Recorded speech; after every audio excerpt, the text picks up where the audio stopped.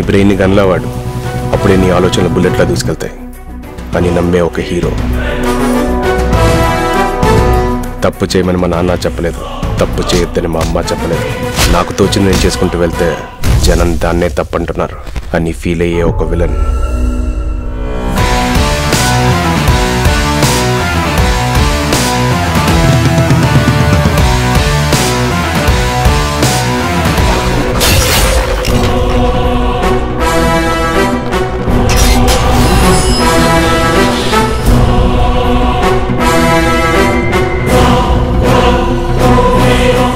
నా నమ్మకం ప్రకారం వాడు చంపడానికి వస్తాడు, కానీ వాడి జాతకం ప్రకారం చావడానికి వస్తాడు.